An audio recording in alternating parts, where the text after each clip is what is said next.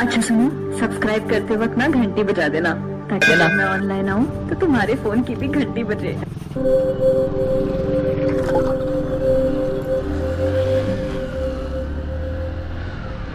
लाखों लोगों की आवाज़ जो परिवर्तन चाहती है, उसकी ताकत के सामने कोई खड़ा नहीं रह सकता।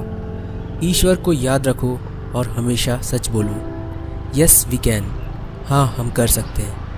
ये कुछ ऐसे शब्द हैं अमेरिका के 44वें और पहले अश्वेत राष्ट्रपति बराक ओबामा के। आइए जानते हैं बराक ओबामा के जीवन के अनछुए पहलुओं के बारे में। बराक ओबामा का पूरा नाम बराक हुसैन ओबामा है। इनके पिता बराक ओबामा सीनियर अफ्रीकी मुस्लिम मूल के नागरिक थे जो कीनिया में बकरियां चराकर अपना जीवन यापन करते थे। समय बदला और उन्हें स्कॉलरशिप मिली और वो अपने सपने पूरे करने के लिए हवाई यूएसए आ गए, जहां उनकी मुलाकात एन डनहम से हुई जो एक वाइट क्रिश्चियन अमेरिकन थी। दोनों ने शादी की और उन्हीं की संतान के रूप में 4 अगस्त 1961 को होनोलुलु में बराक हुसैन ओबामा का जन्म हुआ। बराक ओबामा सीनियर के अपनी पत्नी के साथ अच्छे संबंध नहीं रहे और 1964 में दोनों तलाक लेकर अलग हो गए। 1965 में एन डनहम ने लोलो सोइटोरो से दूसरी शादी की, जो इंडोनेशियाई मूल के नागरिक थे। पढ़ाई पूरी होते ही एन डनहम, बराक ओबामा और सोइटोरो इंडोनेशिया आकर बस गए। करीब 9 साल की उम्र तक बराक इंडोनेशिया में रहे और 2 साल तक उन्होंने इंडोनेशिया की स्थानीय भाषा में शिक्षा ली। यहाँ पर ओबामा की मां ने उनकी सौतेली बहन माया को भी जन्म दिया।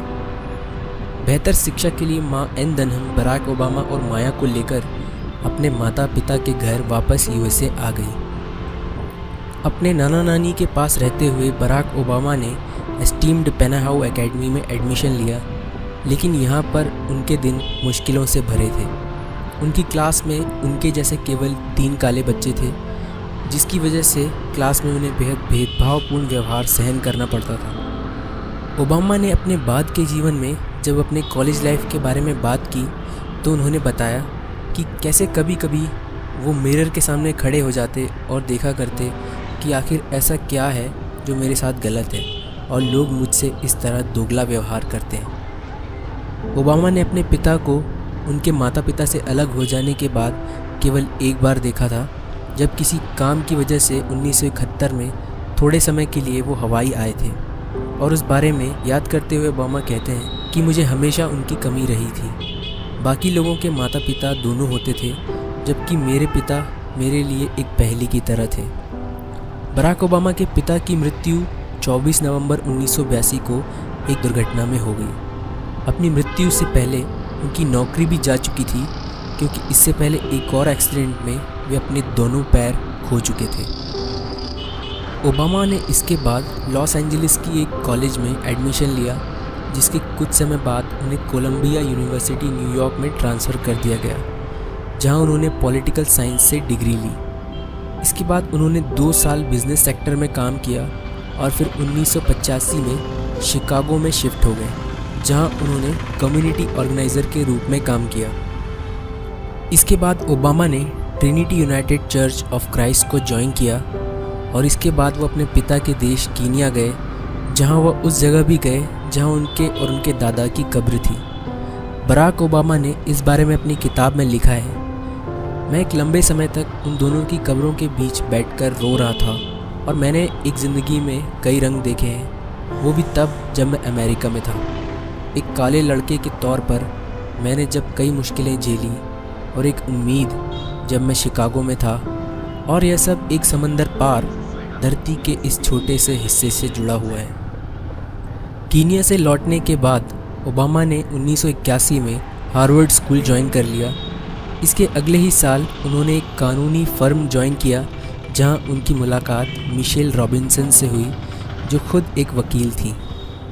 यहाँ से ओबामा की लव लाइफ शुरू होती है, क्योंकि जल्दी ही दोनों ने एक दूसरे को डेट करना शुरू कर दिया।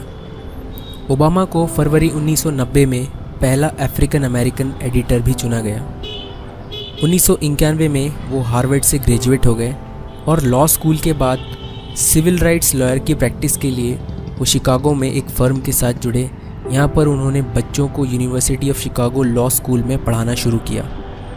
ओबामा 1992 से 2004 तक धीरे धीरे लेक्चरर के तौर पर पढ़ाते रहे और बाद में प्रोफेसर बन गए। 3 अक्टूबर 1992 को बराक ओबामा और मिशेल की शादी हुई और बाद में वो कैनवुड शिफ्ट हो गए। शादी के बाद ओबामा के घर में 2 बेटियां हुई, मालिया और साशा। अब बात करते हैं बराक ओबामा के राजनीतिक जीवन की। ओबामा ने 1995 में अपनी ऑटोबायोग्राफी पब्लिश की थी, dreams from my father, a story of race and inheritance, जिसे काफ़ी प्रशंसा मिली थी। इसके बाद यह कुल 25 लैंग्वेजेस में पब्लिश हुई और बाद में इसका दूसरा एडिशन 2004 में पब्लिश हुआ। इस बुक का ऑडियो एल्बम भी लॉन्च हुआ जिसे खुद बराक ओबामा ने नरेट किया था, जिसे ग्रैमी अवार्ड भी मिला है। एक वकील होने के नाते ओबामा को राजनीतिक जीवन में आने की प्रेरणा मिली और उन्होंने 1996 का स्टेट सीनेटर का चुनाव लड़ा और जीत हासिल की। 2004 में बराक ओबामा यूएस सीनेटर का चुनाव लड़े और इसमें जीत हासिल की। इसके बाद ओबामा ने दूसरी किताब भी लिखी जिसका नाम था the audacity of hope, thoughts on reclaiming the American dream. इस किताब में उनके अमेरिका के लिए जो विज़न थे उसके बारे में लिखा गया था और थोड़े ही दिनों में यह किताब न्यूयॉर्क टाइम्स और अमेज़न वेबसाइट पर बेस्ट सेलिंग बुक बन गई थी। उनकी लोकप्रियता को देखते हुए डेमोक्रेटिक पार्टी ने 2008 में होने वाले प्रेसिडेंट चुनाव के लिए बराक ओबामा को खड़ा किया। रिपब्लिकन पार्टी के उम्मीदवार जॉन मैकेन को ओबामा ने भारी मतों के अंतर से हराया। बराक ओबामा अमेरिका के पहले अश्वेत अफ्रीकन अमेरिकन राष्ट्रपति बने। उनके शानदार काम की बदौलत 2012 में भी डेमोक्रेटिक पार्टी ने ओबामा को राष्ट्रपति पद का उम्मीदवार बनाया और 2012 में भी वह भारी मतों से जीतकर अमेरिका के राष्ट्रपति बने। वैसे तो बराक ओबामा ने कई सारी उपलब्धियां हासिल की हैं, लेकिन अमेरिका पर हुए सबसे बड़े आतंकी हमले 9/11 के हमले के जवाब में ओबामा ने जो कार्रवाई की उसके लिए अमेरिका उन्हें हमेशा याद रखेगा। जब पाकिस्तान के अंदर एबटाबाद में अमेरिका की नेवी सील कमांडो की मदद से अल-कायदा के मुखिया और दुनिया के सबसे खतरनाक आतंकवादी ओसामा बिन लादेन को मारने के लिए पाकिस्तान के अंदर जाकर रात में ऑपरेशन को अंजाम दिया और ओसामा बिन लादेन को मार गिराया। 2009 में उन्हें अंतर्राष्ट्रीय राजनीतिक सहयोग के लिए शांति का नोबेल पुरस्कार भी दिया गया है। आज वो अमेरिका के भूतपूर्व राष्ट्रपति हैं, लेकिन उनकी लोकप्रियता कम नहीं हुई है। आज भी लोग उन्हें राष्ट्रपति जैसा सम्मान देते हैं। यहाँ तक कि जब राष्ट्रपति पद छोड़ने के बाद फ्रांस में राष्ट्रपति चुनाव होने थे, तब फ्रांस के लोगों ने एक पिटीशन तैयार किया था जिसमें वो बराक ओबामा को फ्रांस का राष्ट्रपति बनाना चाहते थे, लेकिन ओबामा ने इसे स्वीकार नहीं किया। बराक ओबामा अमेरिका के 6वें ऐसे राष्ट्रपति हैं जो लेफ्ट हैंडर हैं और बाएं हाथ से अपने सारे काम करते हैं। बराक ओबामा को बॉक्सिंग बहुत पसंद है। उनके पास मोहम्मद अली के बॉक्सिंग क्लब्स भी हैं और मोहम्मद अली उनके फेवरेट बॉक्सर हैं। कॉलेज के दिनों में बराक ओबामा एक चेन स्मोकर थे, जिसके कारण लोगों ने उनका निकनेम बराक ओ गांजा रख दिया था।